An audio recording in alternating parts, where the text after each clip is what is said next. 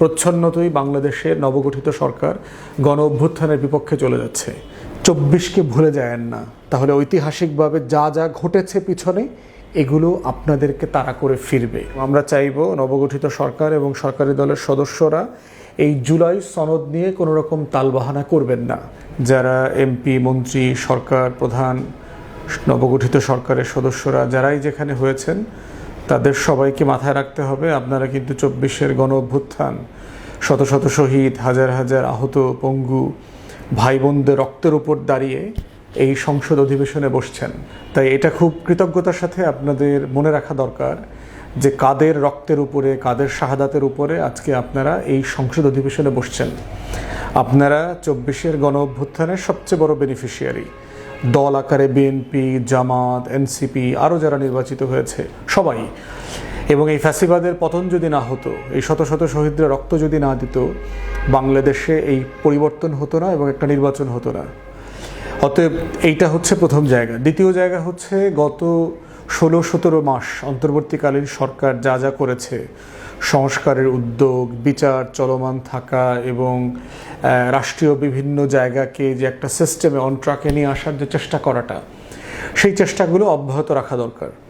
কিন্তু দুঃখজনকভাবে হলেও সত্য যে আমরা দেখতে পাচ্ছি যে সরকারি দলের সদস্যরা ইতিমধ্যেই গণ অভ্যুত্থানকে ছোট করা, হেয় করা, আন্ডারমাইন করা, কিসের গণভোট, তারপরে গণভোটের ম্যান্ডেটকে ছোট করা, সংবিধান সংস্কার পরিষদের যে শপথ নেওয়ার কথা ছিল জুলাই সনদে, সেখানে শপথ না নেয়া এবং জুলাই সনদকে বাইপাস করে নিজের মতো করে দেশ চালানোর চেষ্টা করা। এবং আমরা ইতিমধ্যে শুনতে পাচ্ছি যে ১৩৩টার মতো যে অর্ডিন্যান্স, অর্ডার অন্তর্বর্তীকালীন সরকার বিভিন্ন সময় জারি করেছে, তার অধিকাংশই সম্ভবত সরকার এই সেশনে প্রেজেন্ট করবে না পার্লামেন্টে। তো না করা মানে হচ্ছে আলটিমেটলি এগুলো পাস হবে না, রেটিফাই হবে না। তো সেটা না হলে যেটা হচ্ছে, প্রচ্ছন্নতই এই নির্বাচিত সরকার জুলাইয়ের বিপক্ষে চলে যাচ্ছে।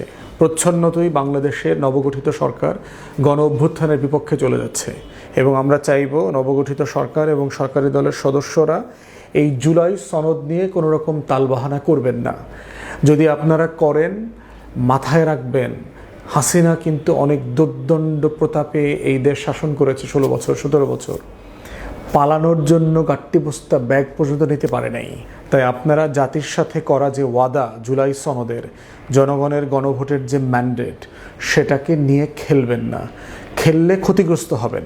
আপনি একটা জনগণের ম্যান্ডেটকে যখন ছুঁড়ে ফেলে দেন, তখন কি হয়? এটা আওয়ামী লীগ, শেখ মুজিব, শেখ পরিবারের প্রথম সরকার ৭২ থেকে ৭৫ তার সাক্ষী। জনগণের ম্যান্ডেট ছুঁড়ে ফেলে দিলে এরশাদের কি হয়েছে দেখেন।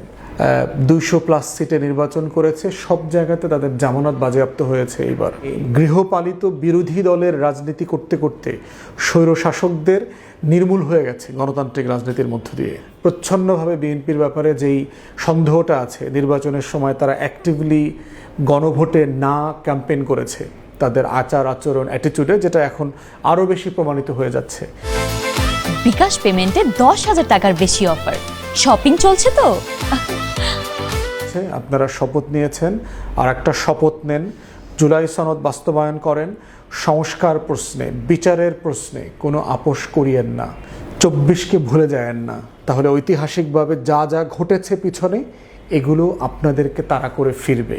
শহীদ ওসমান হাদির বিচার, আপনার ১৪০০ শহীদের গণহত্যার বিচার, ইতিমধ্যে দেখতে পাচ্ছি বিভিন্ন জায়গায় আওয়ামী লীগের লোকজন ওপেন হচ্ছে, অফিস খুলতেছে।